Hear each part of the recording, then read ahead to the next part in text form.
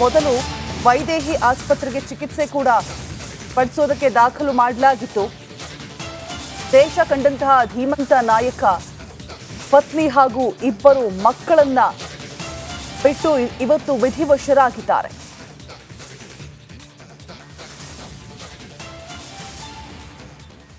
ಈ ಬಗ್ಗೆ ಒಂದಷ್ಟು ಮಾಹಿತಿಯನ್ನು ಹಂಚಿಕೊಳ್ಳೋದಕ್ಕೆ ನಮ್ಮ ಸಹೋದ್ಯೋಗಿಯಾದಂತಹ ನಾಗೇಂದ್ರ ಬಾಬು ಅವರು ದೂರವಾಣಿ ಸಂಪರ್ಕದಲ್ಲಿ ಜಾಯಿನ್ ಆಗ್ತಾ ಇದ್ದಾರೆ. ನಾಗೇಂದ್ರ ಬಾಬು, ದೇಶ ಕಂಡಂತಹ ಧೀಮಂತ ನಾಯಕ ವಿಧಿವಶರಾಗಿದ್ದಾರೆ. ಹಲವು ಮಹತ್ ಕಾರ್ಯಗಳನ್ನು ನಿರ್ವಹಿಸಿ ರಾಜಕಾರಣದಲ್ಲೂ ಕೂಡ ಸಾಕಷ್ಟು ಹೆಸರನ್ನ ಮಾಡಿ ವಯೋಸಹಜ ಕಾಯಿಲೆಯಿಂದ ಇವತ್ತು ನಮ್ಮನ್ನೆಲ್ಲ ಬಿಟ್ಟು ಅಗಲಿದ್ದಾರೆ. ಹೌದು, ನಿಜಕ್ಕೂ ಕೂಡ ಇದು ಒಂದು ರೀತಿಯಲ್ಲಿ ರಾಜಕೀಯ ವಲಯದಲ್ಲಿ ಒಂದು ಕೆಟ್ಟ ಸುದ್ದಿ ಅಂದ್ರೂ ಕೂಡ ತಪ್ಪಾಗುತ್ತಿಲ್ಲ. ಯಾಕಂತಂದ್ರೆ ಎಸ್.ಎಂ. ಕೃಷ್ಣ, ಸೋಮನಹಳ್ಳಿ ಮಲ್ಲಯ್ಯ ಕೃಷ್ಣ ಅನ್ನುವ ಅವರು ಕರ್ನಾಟಕದ ಹಿರಿಯ ಮುತ್ಸುದ್ದಿ, ರಾಜಕೀಯ ಮುತ್ಸುದ್ದಿ. ಒಂದು ರೀತಿಯಲ್ಲಿ ಹಳೆ ಮೈಸೂರು ಭಾಗದಲ್ಲಿ ಒಬ್ಬ ಧೀಮಂತ ನಾಯಕನಾಗಿ ಗುರುತಿಸಿಕೊಂಡಿದ್ದಂಥವ್ರು. ನಂತರ ಇಡೀ ದೇಶಕ್ಕೆ ಅವರ ಖ್ಯಾತಿ ಕೂಡ ಪಸರಿಸುತ್ತೆ. ಅಂದ್ರೆ ಕೇಂದ್ರ ವಿದೇಶಾಂಗ ಸಚಿವರಾಗಿ ಅವರು ಕಾರ್ಯವನ್ನು ನಿರ್ವಹಿಸಿದ್ದು, ಜೊತೆಗೆ ಮಹಾರಾಷ್ಟ್ರದಲ್ಲಿ ಅಲ್ಲಿನ ರಾಜ್ಯಪಾಲರಾಗಿ ಕೂಡ ಅವರು ಕಾರ್ಯವನ್ನ ನಿರ್ವಹಿಸಿದ್ದು ಕೂಡ ಈಗ ನಾವು ಇಲ್ಲಿ ನೆನಪಿಸ್ಕೊಳ್ಬೇಕಾಗತ್ತೆ. ಪ್ರಮುಖವಾಗಿ ರಾಜ್ಯದಲ್ಲಿ ಅವರು ಮುಖ್ಯಮಂತ್ರಿಯನ್ನಾಗಿ ಅವರು ಕಾರ್ಯವನ್ನು ನಿರ್ವಹಿಸಿದಂತ ಸಂದರ್ಭದಲ್ಲಿ ಸಾಕಷ್ಟು ಅಭಿವೃದ್ಧಿ ಯೋಜನೆಗಳನ್ನ ತಂದಿದ್ದು. ಈ ಬೆಂಗಳೂರು ಮೈಸೂರು ಈಗ ಎಕ್ಸ್ಪ್ರೆಸ್ ಹೈವೇ ಏನಿದೆ, ಅದಕ್ಕಿಂತ ಮುಂಚೆ ಒಂದು ಮೈಸೂರು ಬೆಂಗಳೂರು ಒಂದು ಹೈವೇ ಇತ್ತು. ಆ ಒಂದು ಹೈವೇಯಲ್ಲಿ ಅದನ್ನ ತರುವಂತಹ ಖ್ಯಾತಿ ಕೂಡ ಎಸ್.ಎಂ. ಕೃಷ್ಣ ಅವರಿಗೆ ಹೋಗುತ್ತೆ. ಪ್ರಮುಖವಾಗಿ ಅವರು ಸಾಕಷ್ಟು ಸಾಧನೆಗಳನ್ನ ಮಾಡಿದಂತವ್ರದ್ದು ರಾಜಕೀಯ ವಲಯದಲ್ಲಿ ಎಸ್.ಎಂ. ಕೃಷ್ಣ ಅವರಂದ್ರೂ ಕೂಡ ತಪ್ಪಾಗೋದಿಲ್ಲ. ನೋಡಿ, ಪ್ರಮುಖವಾಗಿ ಅವರು ಮಂಡ್ಯ ಜಿಲ್ಲೆಯವರು, ಕರ್ನಾಟಕದ ಮಂಡ್ಯ ಜಿಲ್ಲೆಯವರು. ಇಡೀ ಭಾರತೀಯ ಜನತಾ ಪಾರ್ಟಿಲಿ ಈಗ ಅವ್ರು ಗುರುತಿಸ್ಕೊಳ್ತಿದ್ರು. ಆದ್ರೆ ಹೆಚ್ಚು ದಿನಗಳ ಕಾಲ, ಹೆಚ್ಚು ವರ್ಷಗಳ ಕಾಲ ಅವರು ಗುರುತಿಸ್ಕೊಂಡಿದ್ದು ಕಾಂಗ್ರೆಸ್ನಲ್ಲಿ ಅವರು ಇದ್ಕೊಂಡು ಮುಖ್ಯಮಂತ್ರಿಗಳಾಗಿದ್ದಂಥವ್ರು. ಸೊ ನೋಡಿ, ಅವರು ಪ್ರಮುಖವಾಗಿ ಮೈಸೂರಿನ ಮಹಾರಾಜ ಕಾಲೇಜಿನಲ್ಲಿ ಪದವೀಧರರಾದ ಬಳಿಕ ಸೊ ಅವರು ಕಾನೂನು, ಬೆಂಗಳೂರಿನ ಗೌರ್ಮೆಂಟ್ ಲಾ ಕಾಲೇಜ್ನಲ್ಲಿ ಅವರು ವ್ಯಾಸಂಗವನ್ನ ಮಾಡ್ತಾರೆ. ಅಷ್ಟೇ ಅಲ್ಲದೆ ಅಮೆರಿಕದ ಟೆಕ್ಸಸ್ ರಾಜ್ಯದಲ್ಲಿರುವಂತಹ ಒಂದು ಸದರನ್ ಮೆಥಡಿಸ್ಟ್ ವಿಶ್ವವಿದ್ಯಾಲಯದಲ್ಲಿ ಅವರು ವ್ಯಾಸಂಗ ಮುಗಿಸಿದ ಬಳಿಕ ವಾಷಿಂಗ್ಟನ್ ನಲ್ಲಿರುವಂತಹ ಜಾರ್ಜ್ ವಾಷಿಂಗ್ಟನ್ ವಿಶ್ವವಿದ್ಯಾಲಯದಲ್ಲಿ ಪ್ರತಿಷ್ಠಿತ ಫುಲ್ಬ್ರೈಟ್ ವಿದ್ಯಾರ್ಥಿ ವೇತನವನ್ನ ಕೂಡ ಪಡೆದಂತಹ ಒಬ್ಬ ವ್ಯಕ್ತಿ. ನೋಡಿ, ಅವರು ಭಾರತಕ್ಕೆ ಅಲ್ಲಿಂದ ವಾಪಸ್ ಬಂದ ಮೇಲೆ ಬೆಂಗಳೂರಿನ ರೇಣುಕಾಚಾರ್ಯ ಕಾಲೇಜಿನಲ್ಲಿ ಸ್ವಲ್ಪ ಕಾಲ ಅಂತಾರಾಷ್ಟ್ರೀಯದ ನ್ಯಾಯದ ಉಪನ್ಯಾಸಕರಾಗಿ ಅವರು ಸೇವೆಯನ್ನ ಸಲ್ಲಿಸ್ತಾರೆ. 1962ರಲ್ಲಿ ಮೊದಲ ಬಾರಿಗೆ ವಿಧಾನಸಭೆಗೆ ಅವರು ಆಯ್ಕೆ ಆಗ್ತಾರೆ.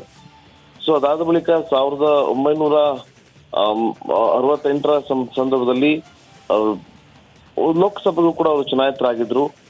ಸೊ ಅದಾದ್ಮೇಲೆ ಮರು ಚುನಾವಣೆ ಕೂಡ ಸಾಕಷ್ಟು ಬಾರಿ ಅವರು ರಾಜಕೀಯ ಸೇವೆಯನ್ನ ಸಲ್ಲಿಸಿದ್ದಾರೆ.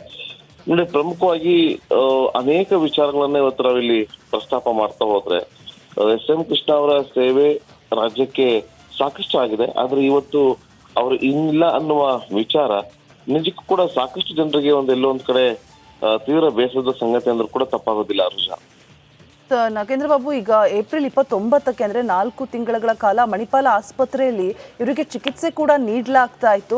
ಸಿದ್ದರಾಮಯ್ಯನವರು, ಒಂದಷ್ಟು ರಾಜಕೀಯ ನಾಯಕರು ಎಲ್ಲರೂ ಕೂಡ ಹೋಗಿ ಭೇಟಿಯನ್ನ ಮಾಡ್ಕೊಂಡು ಬಂದಿದ್ರು. ಆದ್ರೆ ಈಗ ಒಂದು ವಾರದ ಹಿಂದೆಯಿಂದ ಯಾರು ಕೂಡ ಭೇಟಿ ಮಾಡುವ ಹಾಗಿಲ್ಲ. ಆರೋಗ್ಯ ಸುಧಾರಿಸಿದೆ, ಬಟ್ ಒಂದು ವಾರದ ತನಕ ಅವರಿಗೆ ರೆಸ್ಟ್ ಬೇಕು ಅಂತ ಹೇಳ್ಬಿಟ್ಟು ವೈದ್ಯರು ಮನವಿಯನ್ನು ಕೂಡ ಮಾಡ್ಕೊಂಡಿರ್ತಾರೆ. ಯಾರನ್ನು ಕೂಡ ಹೋಗಿ ಭೇಟಿ ಮಾಡ್ಲಿಕ್ಕೆ ಬಿಡ್ತಾ ಇರೋದಿಲ್ಲ. ಹಾಗೆ ಸಾಮಾಜಿಕ ಜಾಲತಾಣದಲ್ಲಿ ಒಂದಷ್ಟು ಸುದ್ದಿ ಕೂಡ ಹರಿದಾಡ್ತಾ ಇರುತ್ತೆ, ಎಸ್.ಎಂ. ಕೃಷ್ಣ ಅವರು ಇನ್ನಿಲ್ಲ ಅಂತ ಹೇಳ್ಬಿಟ್ಟು. ನನಗೆ ಬೆಳಗ್ಗೆ ಒಂದು ನ್ಯೂಸ್ ಅನ್ನ ಕೇಳಿದಾಗ ಇದು ಅದೇ ರೀತಿ ಆಗಿರ್ಬೋದಾ? ಬಿಕಾಸ್ ವೈದ್ಯರು ಹೇಳಿದ್ರು ಆರೋಗ್ಯ ಸುಧಾರಿಸಿದೆ, ಆಲ್ ರೈಟ್ ಇದ್ದಾರೆ, ಏನೂ ಸಮಸ್ಯೆ ಇಲ್ಲ ಅಂತ ಹೇಳ್ಬಿಟ್ಟು 4 ತಿಂಗಳ ಕಾಲ ಚಿಕಿತ್ಸೆನ ಪಡೆದುಕೊಂಡಿದ್ರು ನಾಗೇಂದ್ರ ಬಾಬು. ಹೌದು ರುಜಾ, ಯಾಕಂತಂದ್ರೆ ನೋಡಿ, ಈ ಹಿಂದೆ ಇದೇ ರೀತಿಯಾದಂತ ಸುದ್ದಿ ಹೊರ ಬಂದಾಗ ಖುದ್ದು ರಾಜಕೀಯ ಮುಖಂಡರು ಅದನ್ನ ಕನ್ಫರ್ಮ್ ಮಾಡಿದ್ರು. ಇಲ್ಲ, ಇದು ತಪ್ಪು ಸಂದೇಶ, ಯಾರು ಕೂಡ ಭಯ ಪಡಬಾರದು, ಎಸ್.ಎಂ. ಕೃಷ್ಣ ಅವ್ರಿಗೆ ಏನು ಆಗಿಲ್ಲ ಅನ್ನುವ ವಿಚಾರವನ್ನ ತಿಳಿಸಿದ್ರು. ಬಹಳ ದಿನಗಳಿಂದ ಅವರೆಲ್ಲ ಆರೋಗ್ಯದಲ್ಲಿ ಏರ್ಪೇರ್ ಆಗ್ತಾ ಇತ್ತು. 3 ತಿಂಗಳ ಹಿಂದೆ ಒಂದು ಸೋಷಿಯಲ್ ಮೀಡಿಯಾದಲ್ಲಿ ಒಂದು ಪೋಸ್ಟರ್ ಹರಿದಾಡೋದಕ್ಕೆ ಶುರುವಾಗಿತ್ತು. ಎಸ್.ಎಂ. ಕೃಷ್ಣ ಅವರು ಇನ್ನಿಲ್ಲ ಅಂತ ಹೇಳಿ. ಆದ್ರೆ ಎಸ್ ಎಂ ಕೃಷ್ಣ ಅವರ ಆರೋಗ್ಯದಲ್ಲಿ ಏನು ಸಮಸ್ಯೆ ಆಗಿಲ್ಲ ಅನ್ನುವ ವಿಚಾರವನ್ನ ಅವರ ಕುಟುಂಬಸ್ಥರು ಕೂಡ ಅದನ್ನ ಸ್ಪಷ್ಟತೆಯನ್ನ ಪಡಿಸಿದ್ರು. ಈಗ ಇವತ್ತಿನ ಬೆಳಗ್ಗೆಯೂ ಕೂಡ ಇದೇ ರೀತಿಯಾದಂತ ವಿಚಾರ ಹೊರಬಿದ್ದಾಗ ಎಲ್ಲರೂ ಕೂಡ ಹಾಗೆ ಅಂದ್ಕೊಂಡಿದ್ರು. ಆದ್ರೆ ಎಸ್ ಎಂ ಕೃಷ್ಣ ಅವರು ಇನ್ನಿಲ್ಲ ಅಂತೇಳಿ ಕುಟುಂಬಸ್ಥರು ಕೂಡ ಅದನ್ನ ಕನ್ಫರ್ಮ್ ಮಾಡಿದ್ದಾರೆ. ನೋಡಿ ರೋಜಾ, ಅವರು ನಾನು ಹೇಳ್ತಾ ಇದ್ದೆ ಆಗ್ಲೇ 1962ರಲ್ಲಿ ಎಸ್ ಎಂ ಕೃಷ್ಣ ಅವರು ರಾಜಕೀಯ ಪ್ರವೇಶವನ್ನ ಮಾಡ್ತಾರೆ. ಅದು ಒಂದು PSP ಪಾರ್ಟಿ ಅಂತೇಳಿ, ಅಂದ್ರೆ ಪ್ರಜಾ ಸೋಷಿಯಲಿಸ್ಟ್ ಪಾರ್ಟಿಯೊಂದಿಗೆ ಅವರು ರಾಜಕೀಯವನ್ನ ಪ್ರವೇಶ ಮಾಡಿದ್ರು. ಸೊ ಅದಾದ್ಮೇಲೆ 1983-84 ಸುಮಾರಿಗೆ ಅವರು ಕಾಂಗ್ರೆಸ್ ಪಕ್ಷದಿಂದ ಹೆಚ್ಚು ಪ್ರಭಾವಿಯನ್ನ ಕೂಡ ಬಳಸ್ಕೊಂಡಿದ್ರು. ಇಂದಿರಾ ಗಾಂಧಿ ಅವರ ನೇತೃತ್ವದಲ್ಲಿ ಪಕ್ಷಕ್ಕೆ ಸೇರಿದಂತವರು. ಅದಾದ್ಮೇಲೆ 84-85 ನಡುವೆ ರಾಜೀವ್ ಗಾಂಧಿ ಅವರೊಂದಿಗೆ ಪಕ್ಷದಲ್ಲಿ ಸೇವೆಯನ್ನ ಸಲ್ಲಿಸಿದಂತವರು. 1999-2004 ಕೂಡ ಕರ್ನಾಟಕದ 16ನೇ ಮುಖ್ಯಮಂತ್ರಿಯಾಗಿ ಕೂಡ ಅವರು ಸೇವೆಯನ್ನ ಸಲ್ಲಿಸಿದ್ರು. ಇನ್ನು ಮನಮೋಹನ್ ಸಿಂಗ್ ಅವರು ಪ್ರಧಾನಿ ಆಗಿದ್ದಂತ ಸಂದರ್ಭದಲ್ಲಿ ಯುನೈಟೆಡ್ ಪ್ರೋಗ್ರೆಸಿವ್ ಅಲಯನ್ಸ್ ಅವಧಿಯಲ್ಲಿ ಅವರು ವಿದೇಶಾಂಗ ವ್ಯವಹಾರಗಳ ಸಚಿವರಾಗಿದ್ರು UPA ಗವರ್ಮೆಂಟ್ ಅಲ್ಲಿ. ಸೊ ಅವರು ಕಾಂಗ್ರೆಸ್ನೊಂದಿಗೆ ಸುಮಾರು 5 ದಶಕಗಳ ಒಂದು ಹಳೆಯ ಸಂಬಂಧವನ್ನ ಇಟ್ಟುಕೊಂಡಿದ್ದಂಥವ್ರು.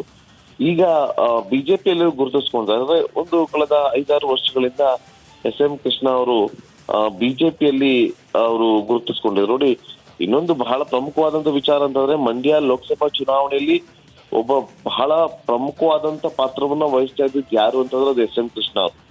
ಸುಮಲತಾ ಅವರಿಗೆ ಬೆಂಬಲವನ್ನ ಕೊಡಬೇಕು ಅಂತ ಹೇಳಿ ಬಿಜೆಪಿ ನಾಯಕರಲ್ಲಿ ಮನವಿಯನ್ನು ಕೂಡ ಮಾಡ್ಕೊಂಡಿದ್ದು ಒಂದು ರೀತಿಯಲ್ಲಿ ಎಸ್ ಎಂ ಕೃಷ್ಣ ಅವರಂದ್ರೂ ಕೂಡ ತಪ್ಪಾಗೋದಿಲ್ಲ.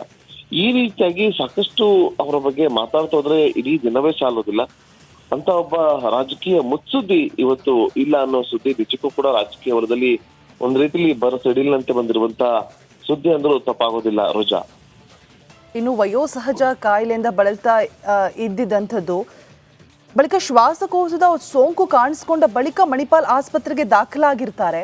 ಸೊ ಏನಾದರೂ ಥೈರಾಯ್ಡ್ ಸಮಸ್ಯೆ ಆಗಿರ್ಬೋದು, ಅಂದರೆ ಈಗ ಏನಾಗ್ತಿದೆ ಅಂದರೆ BP, ಶುಗರ್ ಆಗಿರ್ಬೋದು, ಅಂದರೆ ಹೃದಯ ಸಂಬಂಧಿ ಕಾಯಿಲೆ ಆಗಿರ್ಬೋದು, ಇದೆಲ್ಲದರಿಂದ ಕೂಡ ಅತಿ ಹೆಚ್ಚಾಗಿ ಈ ಸೆಲೆಬ್ರಿಟೀಸ್ ಹಾಗೆ ರಾಜಕೀಯ ವ್ಯಕ್ತಿಗಳು ಬಳಲ್ತಾ ಇರ್ತಾರೆ.